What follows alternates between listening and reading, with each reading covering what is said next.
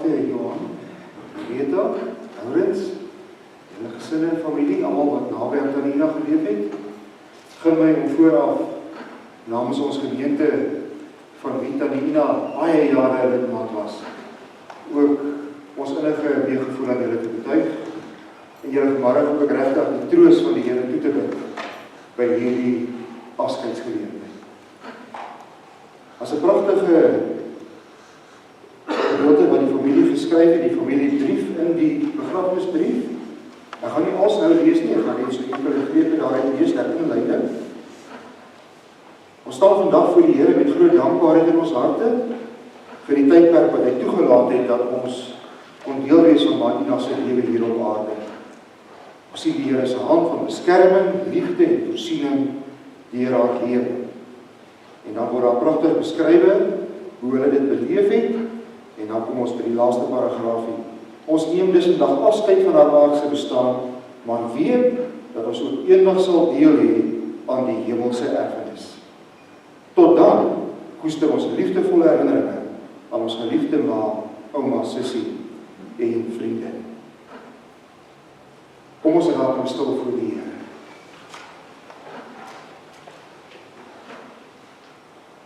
Ons Vader wat in die hemel is, ons dank U, Here, vanuit die diepte van ons hart, dat ons vanmiddag saam met hierdie familie vir 'n paar oomblikke hier in hierdie gebou tot stilstand kan kom, tot ruste kan kom, en dat ons hier ook U persoonlike teenwoordigheid mag ervaar. Hier waar U as ons Vader in Jesus Christus ons Here vir ons met U woord bedien, troostwoord vir 'n familie wat rou, vir vriende, broers en susters in die geloof. Dat U hier is, Here, weet ons, ook die kragtige werking van U Heilige Gees, wat in elkeen van ons woon. En daarom is my gebed vanmiddag dat dit nie net die woord en die skrif sal wees wat ons troos, want dit is U eie woord. Maar o Here, God ons Vader, dat dit U self sal wees, wat elkeen wat vanmiddag hier is, persoonlik aanraak, bemoedig, vertroos en versterk.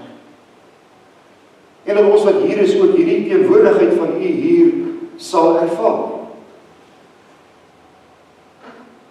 Want alleen by U is ware troos te vind. Dis alleen wanneer U arms om ons slaan en ons styf aan die bors vasdruk as U kinders, dat ons waarlik getroos kan word. En daarom bid ons in besonder vanmiddag vir die naby familie, dat U in hierdie oomblikke werklik vir hulle sal toevou in U liefde, en dat U hulle deur die kragtige werking van die Gees ook in hulle hart en gemoed 'n diepe troos sal gebied. Ons weet, dit is 'n proses. Die pad van 'n rou is 'n proses om te kom by uiteindelike vrede en berusting. En ons bid dat U hulle op hierdie pad sal dra. Dit vra ons dan in die naam van Jesus Christus, die enigste naam op hierdie aarde deur wie mense gered kan word. Amen. Daar is ons 2 liedere in die liedbriefie aangedui, in die begrafnisbriefie, lied 577. Dit is 'n ander beruiming van Psalm 23, die baie bekende Psalm 23. Die Heer my herder sorg vir my, hy laat my rustig by langs waters waar daar vrede is, sal hy my veilig lei. Gaan vir my dan hierdie vers oor die vrede wat die Here ook bied in 'n rou.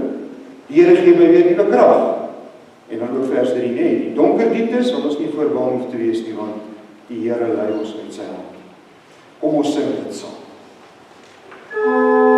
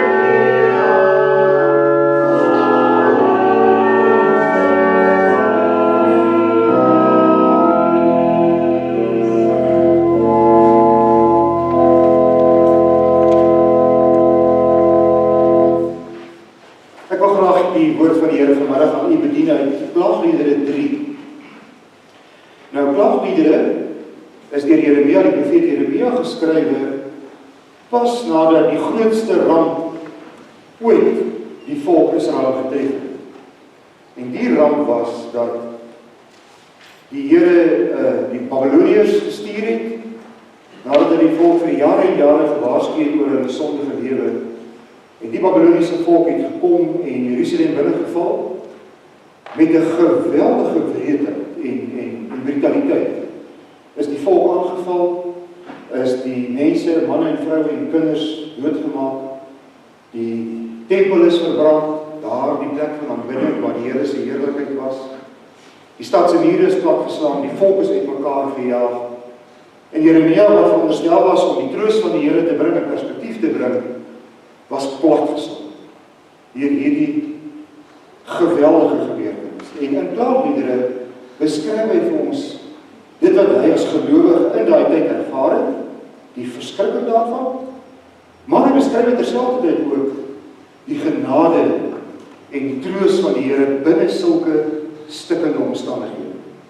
En dis waarom ek dit gekies het om ook vanmiddag hier te bedien. Die teks is die woorde van vers 24. Ek sê vir myself, die Here is my lewe, daarom hoop ek op hom. Kom ons luister nou hierna. Ek is die man wat ellende beleef het. Die Here het my met sy toorn geslaan. Hy het my in die donker ingejaag, my laat loop op 'n pad sonder lig.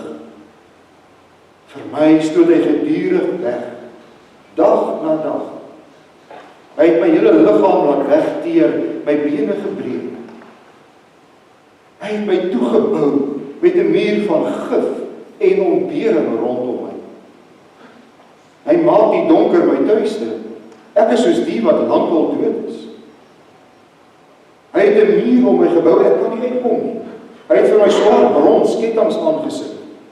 Al roep ek en al smeek ek om hulp, hy weier om my gebed te verhoor. Hy het my pad met klip toegebou, vir my geen uitkomplek gelaat. Hy is soos 'n beer wat my inwag, soos 'n leeu wat my voorlê. Hy het my een kant toe gekeer en verskeur, my vermoed laat lê.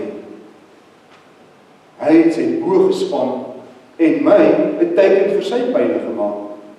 Hy het sy pyle diep in my liggaam ingeskiet. Dit is 'n baie aangrypende beskrywing van die ellende. Ek word uitgelag deur my hele volk. Hulle sing heel spotliedjies oor my. Die Here het my bitter dinge laat sluk, die lewe vir my gal bitter gemaak.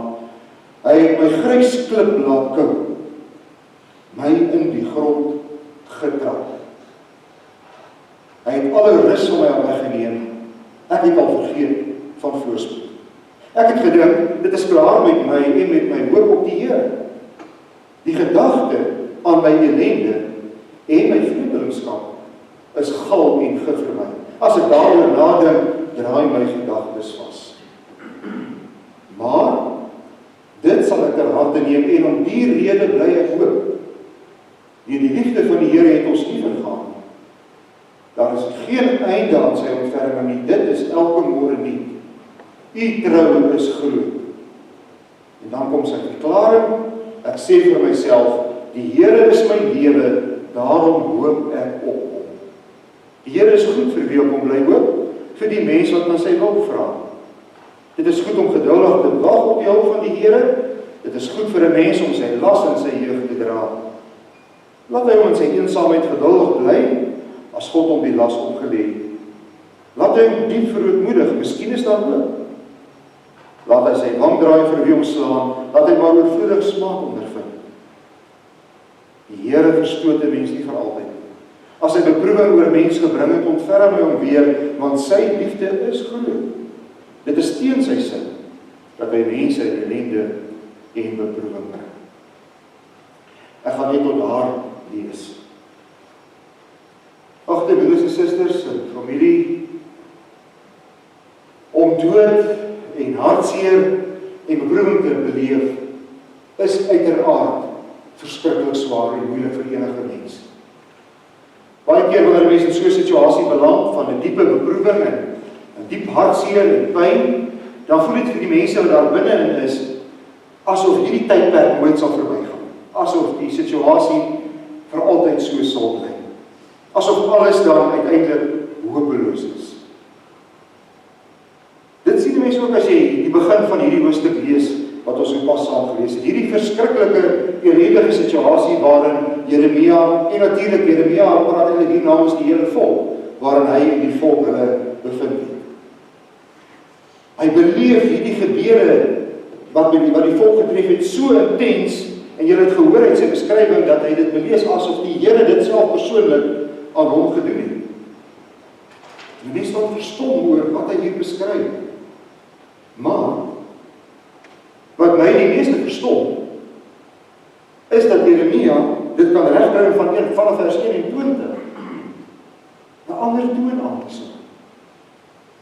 'n toon van hoop, en van troos, en van genade, midde in 'n situasie van ellende, en van swaar kry, en van pyn.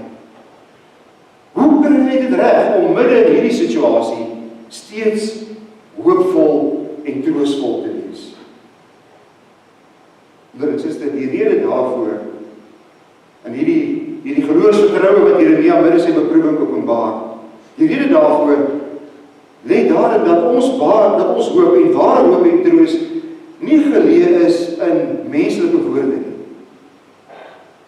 Ware hoop en troos lê nie geleë in menslike redenasies nie. Of hoe jy vra en die antwoorde wat jy daarop kry. Ware hoop en troos lê in 'n persoon.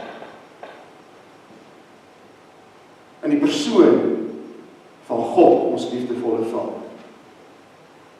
Dis waar Jeremia ten diepste hierdie troos vind binne in 'n situasie waarin hy voel maar, dis asof die Here my weggestoot, asof die Here op my getrap het. Hy sê dat die Here laat my grys klippetjies eet.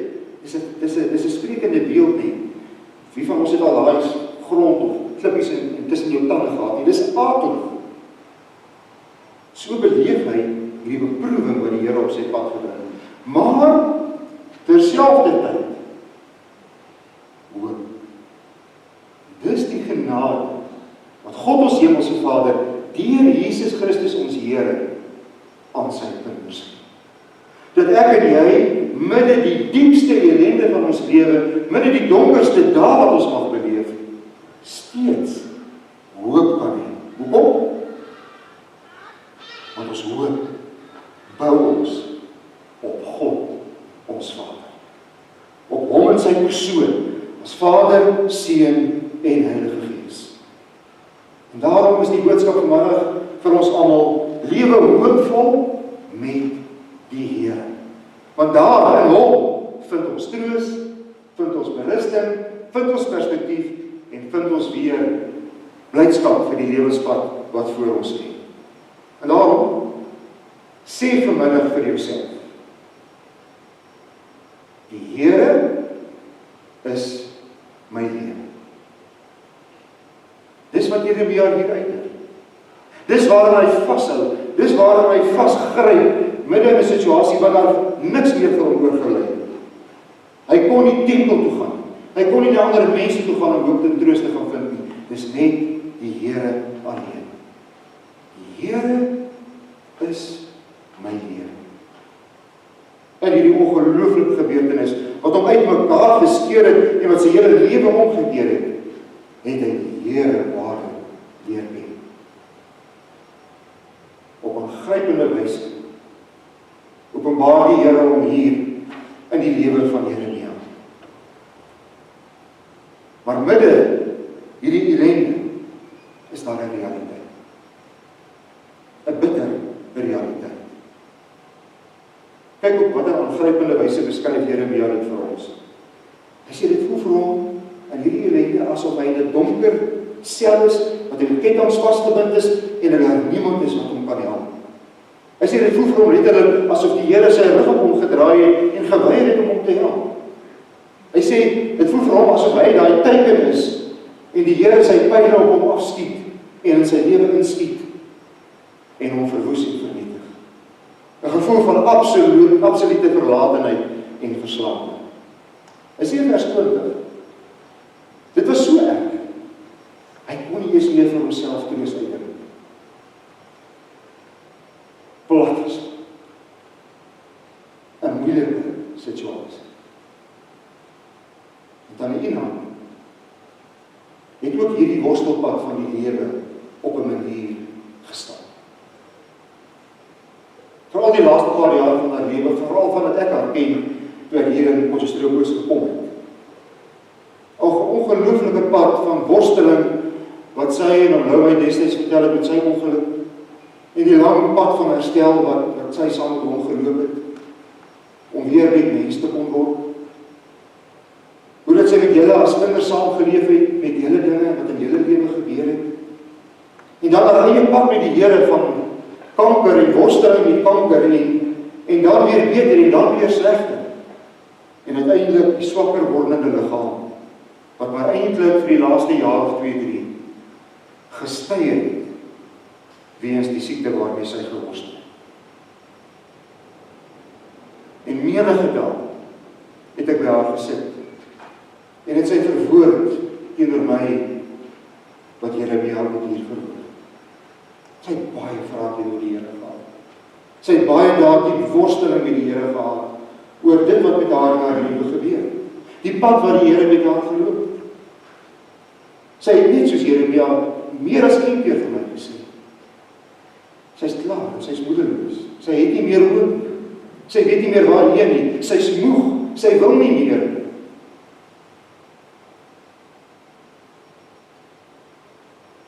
Maar elke keer weer, het sy opgestaan en aangegaan. Want ook sy het vasgegryp aan die Here, met die belydenis van die Here is my Heer. Wat beteken hierdie woorde reg?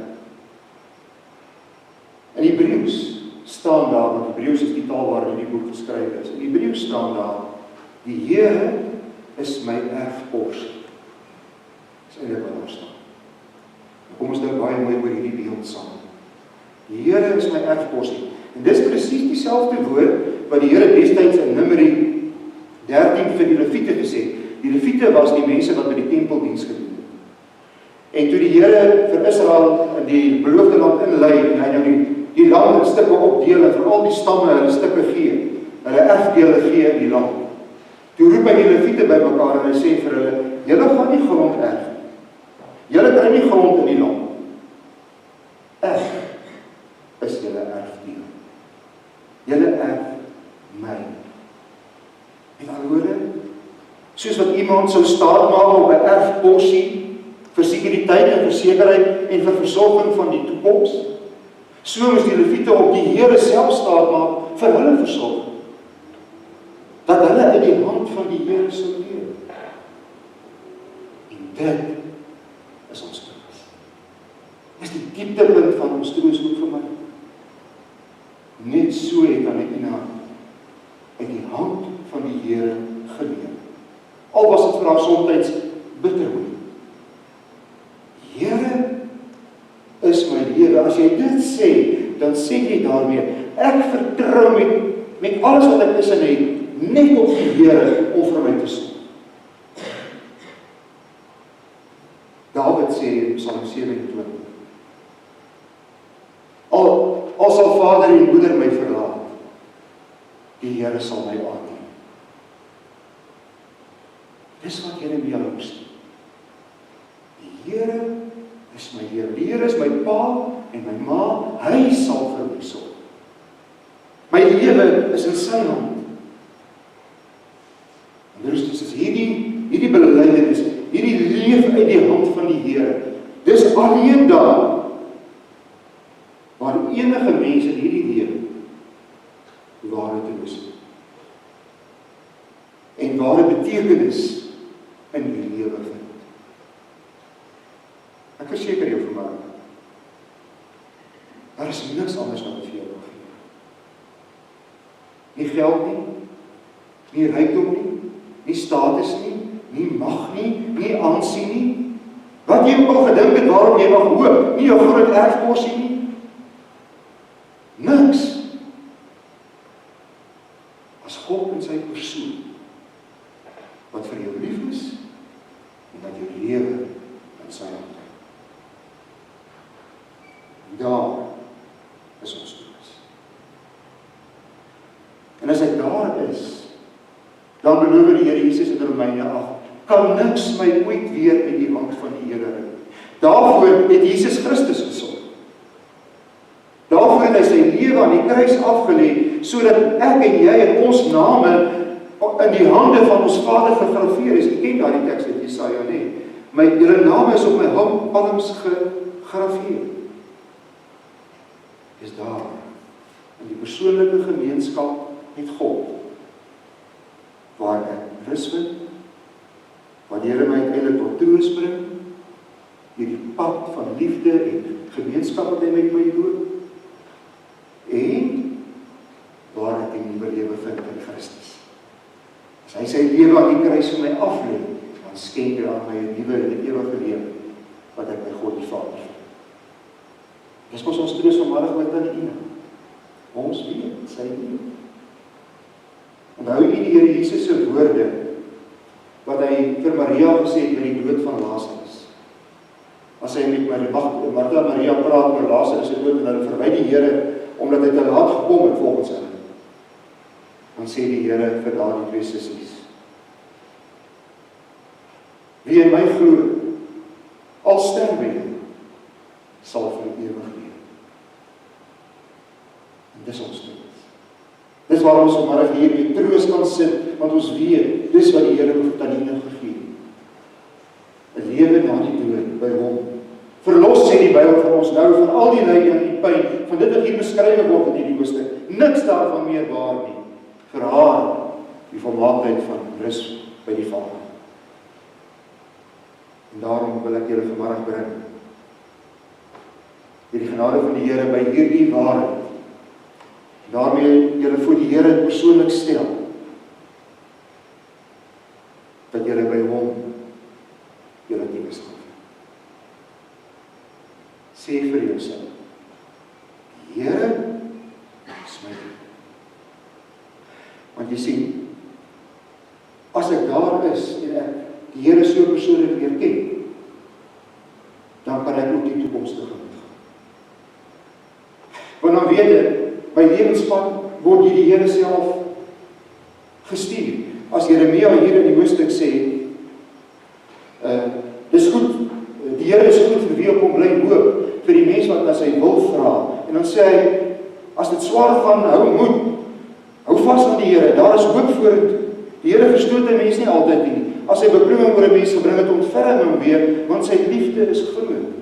Hiermee rig Jeremia ons op die toekoms, in die hand van die Here, om te weet, my lewe is sinvol en betekenisvol, omdat ek in die hand van die Here leef.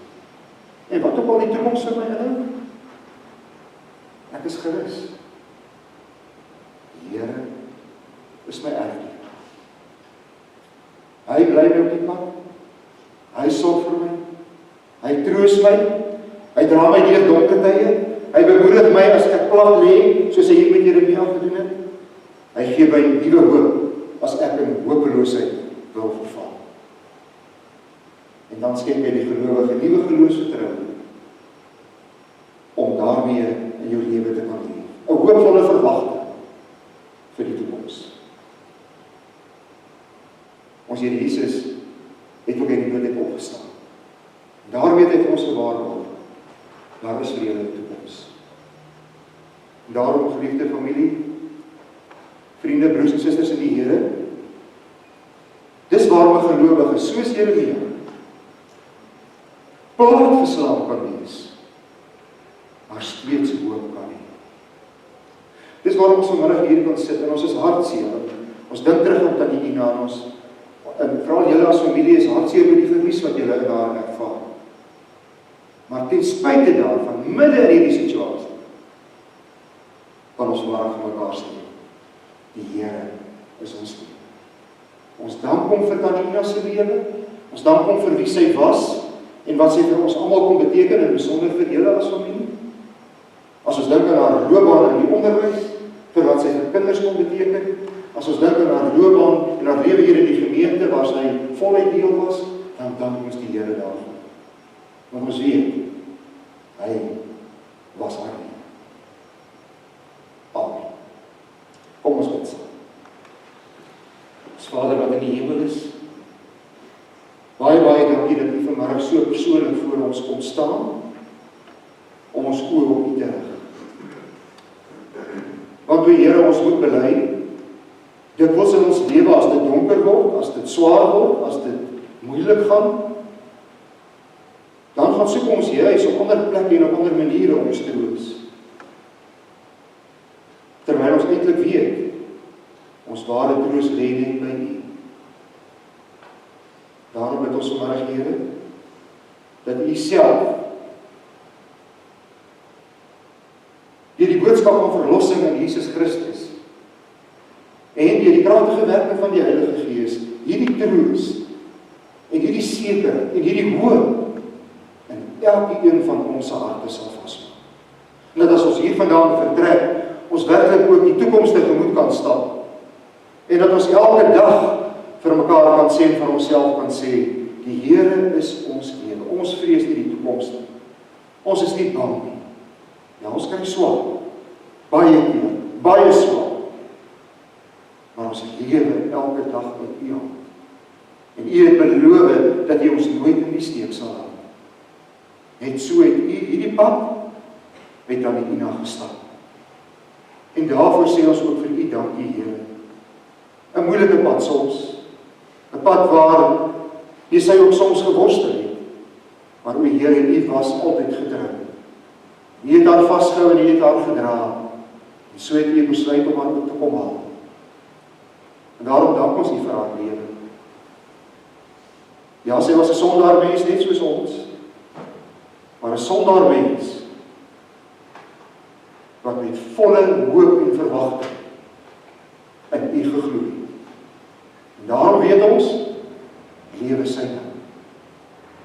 O Here, ons bid dat U hierdie familie by die hand sal neem en dat U hulle ook sal lei in die toekoms in, dat U ware troos en berusting in hulle harte sal bewerk en dat ons almal van die Ina se nalatenskap met groot vreugde en dankbaarheid kan geniet.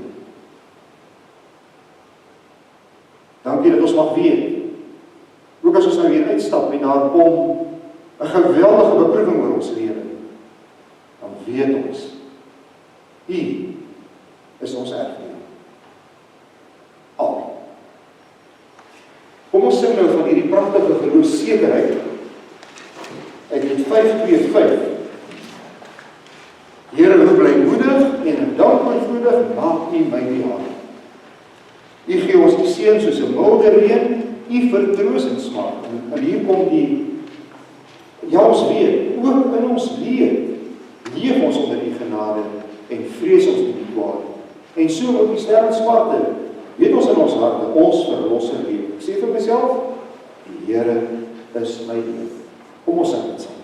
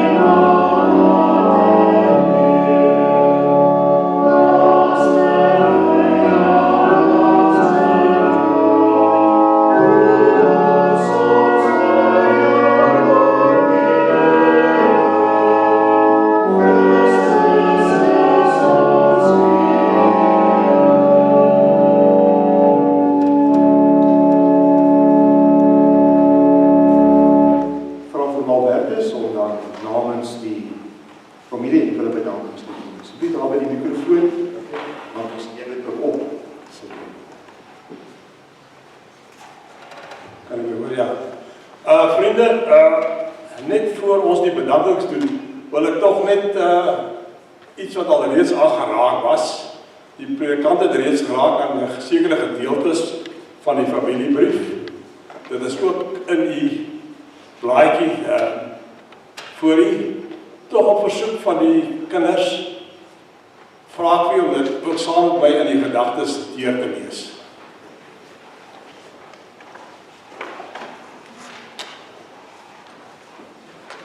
Ons staan vandag voor die Heer met groot dankbaarheid in ons harte vir die tydperk wat hy toegelaat het dat ons kon deel wees van Maïna se lewe hier op aarde. Ons sien die Here se hand van beskerming, liefde en voorsienigheid deur haar lewe. Ons is dankbaar vir die vrou, die ma, die ouma, die suster en die vriendin wat sy vir ons was. Haar toegewydheid, heersettingsvermoë, netheid, humor en liefde vir ons sal ons altyd bybly. Ons as kinders en kleinkinders koester baie mooi herinneringe vanaf ons kinderdae en is dankbaar dat die Here vir ons 'n ma gegee het wat haar gesin toegevou het in liefde en wat altyd daar was vir ons.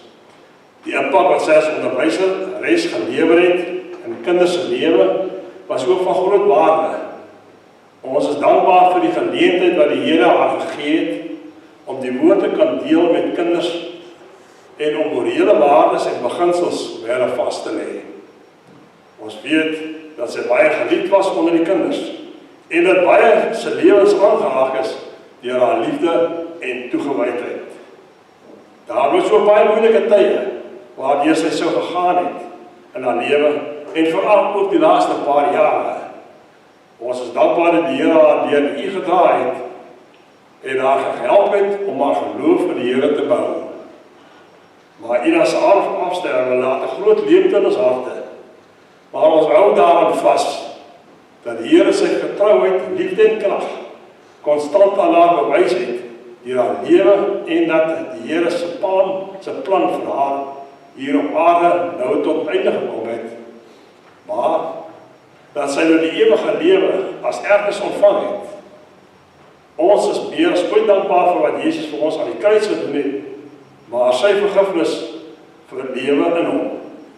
Ons neem dus vandag afskeid van haar aardse bestaan, maar weet ook dat ons eendag sal deel hê aan die hemelse erfenis. Tot dan koester ons liefdevolle herinneringe aan ons geliefde ma, ouders, sussie en vriendin. Ons sal maar altyd lief hê. Dan vervolgens net die paar afkondigings.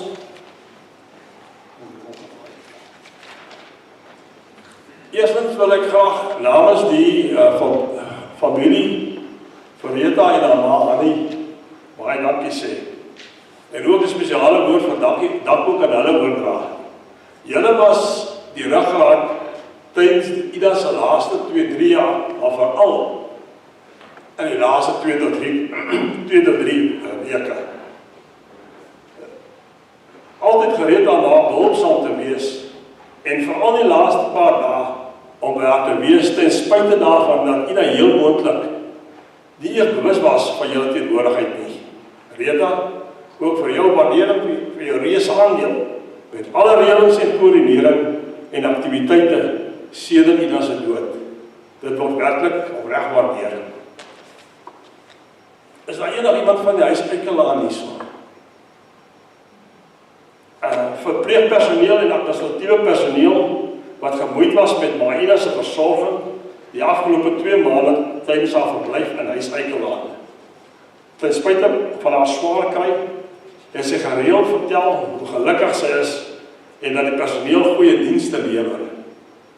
Ook met groot waardering vir die liefde waarmee sy behandel is en vir die dienste wat hy uitgelaat aan haar en die gemeenskap gelewer.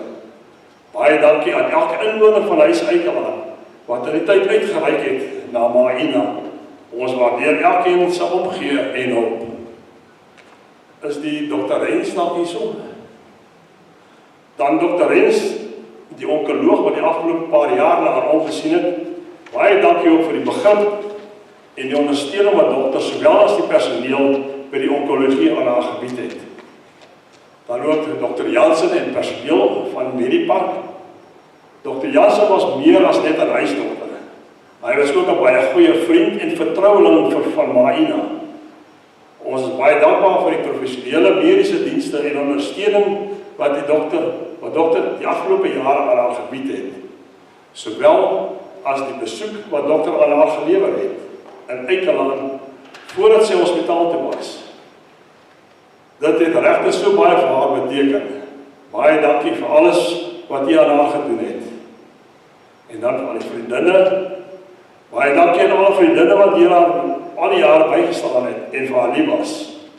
Ons waardeer elkeen se liefde, gebede, kuiertjies en ondersteuning. Julle was regtig vir haar goud werd en sy was baie lief vir elkeen van julle. Mag die Here julle ryklik seën vir alles wat julle in haar lewe ingesaai het. En dan ook opregte dank aan Pieter Diedriks. Ek weet nie of hy hier is nie. Hy was 'n baie goeie vriend van Pa Lou en na Pa se afsterwe voort te gaan om Maina te ondersteun. Ons waardeer ook Pieter se volgehoue ondersteuning deur die jare.